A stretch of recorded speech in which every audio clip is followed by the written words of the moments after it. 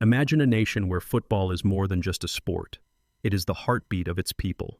In Brazil, every victory unites millions, and every defeat is felt on every street and in every home. Now picture this passionate country placing its hopes in a single foreign coach, investing over $11 million per year, plus bonuses, to restore lost footballing glory. But in his highly anticipated debut, there are no goals, no win, just tense silence from a stadium full of anxious faces. Is this Brazil's boldest gamble, or the first sign of heartbreak? To understand, let's rewind. Brazil is not just any football nation.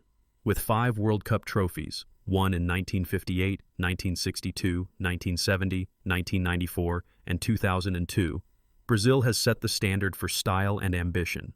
The yellow and green jersey symbolizes artistry and relentless drive. For generations, children have idolized legends like Pelé and Ronaldo, dreaming of greatness. But with glory comes pain. Every loss, especially to rivals like Argentina, cuts deep. Earlier this year, after a crushing 4-1 defeat against Argentina, Brazil's coach Dorival Jr. was swiftly dismissed. The nation demanded change, and fast. Stepping into this pressure cooker is Carlo Ancelotti. Italian by birth, global by reputation, Ancelotti's career is decorated with Champions League triumphs and league titles across Italy, England, France, Spain, and Germany. He is now the first foreigner to take sole charge of Brazil's national team in over 100 years. His contract, paying over $11 million annually, with lucrative incentives, makes him one of the highest-paid coaches in the world. For Brazil, this is more than a hiring. It is a declaration. Tradition can be broken for the sake of victory. With such investment comes towering expectations. The world watched as Ancelotti's debut unfolded in a World Cup qualifier against Ecuador at the intimidating Estadio Monumental. The stadium, famed for hosting historic Copa Libertadores finals, was packed with tens of thousands of Ecuador fans, their colors a sea of blue, yellow, and red. Just before kickoff, Ecuador's main goalkeeper Hernan Galíndez was sidelined by injury, thrusting newcomer Gonzalo Valle into a high-pressure debut. For Brazil, it seemed a stroke of luck, but football never guarantees a script. The match was a tense battle. Ecuador, missing star striker Ener Valencia, played with organization and ferocity. Their disciplined setup smothered Brazil's usually fluid attack. Even Real Madrid's Vinicius Jr., who thrived under Ancelotti in Spain, struggled to find space. His best effort, a sharp shot inside the box, was expertly blocked by Valle, the inexperienced Ecuadorian keeper. Both sides wrestled for control in midfield. Ecuador's Moises Caicedo and Carlos Gruezo built a wall of resistance, drawing praise across South America. As former Ecuador coach Gustavo Alfaro puts it, Ecuador's strength lies in their defensive organization and quick transitions. They can surprise any team. On the Brazilian side, frustration grew. With Rodrigo absent and Neymar injured, the team lacked spark. Their best chance came in the 75th minute when Vinicius broke down the left and set up Casemiro, only for the midfielder's shot to be easily saved. The final whistle brought a goalless draw and left Brazilian fans with more doubts than answers. The consequences were immediate. Brazil now sits in 4th place in the tough South American qualifying group, holding 22 points.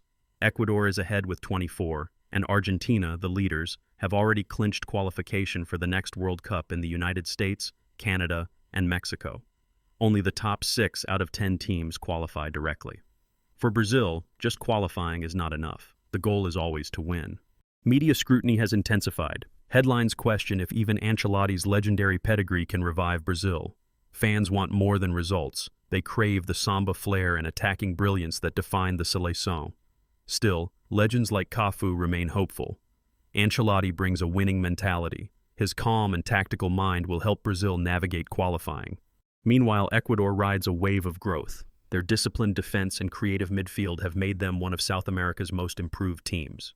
Analysts like Juan Carlos Bourbano note that Caicedo and Gruezo are the engine driving Ecuador's rise, a model for other underdogs looking to challenge the old powers.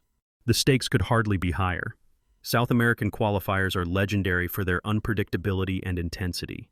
Injuries, tactical missteps, and the relentless gaze of fans and press create immense pressure. As former coach Tite says, Ancelotti's European experience will be invaluable for Brazil's World Cup campaign. But even the best managers are not immune to the chaos of football. Yet challenges bring opportunity. Ancelotti offers Brazil a new tactical blend, European discipline merged with Brazilian creativity. He is renowned for adapting to new cultures and winning everywhere he goes. The squad is full of young talent, Vinicius Jr., Gabriel Martinelli, and others eager to carve their names into football history. The expanded World Cup format, with more qualifying spots, reduces the risk of a shock exit, but Brazil's standards remain sky-high. Anything less than a sixth world title is seen as failure. Economically, Brazil's decision to invest over $11 million annually in Ancelotti highlights a wider trend. Federations are willing to spend big, hoping that proven leadership will translate money into trophies. But, as the draw with Ecuador shows, financial power alone is no guarantee. True transformation in sport or business demands patience, adaptability, and bold decisions. For Brazil, this is a crossroads. Ancelotti's calm, strategic approach, praised by legends and current stars alike, offers hope. But the road ahead is full of hungry rivals. Experts from across the continent, from Lionel Scaloni in Argentina to Gustavo Alfaro in Ecuador, agree. South American football has never been more competitive. Teams like Ecuador are rising, Paraguay is resurgent, and Argentina remains a constant threat. One fact stands out. Never before in over a century has Brazil entrusted sole control of its national team to a foreign coach. Ancelotti's appointment is a sign that Brazil is willing to rewrite history in pursuit of greatness. As Vinicius Jr. says, "I am very happy to have Ancelotti here. He is the best coach I have ever worked with." So, what does this all mean for you? This story is not just about football. It is about leadership, risk, and the cost of ambition. Even the most legendary institutions must sometimes break tradition to move forward. Will Ancelotti's era be the dawn of a new golden age for Brazil, or a lesson in the risks of change? If you enjoyed this look into the crossroads of sport, strategy, and economics, subscribe and share your thoughts below. Can Ancelotti bring Brazil back to the top, or are we seeing the start of a new era in South American football? Join the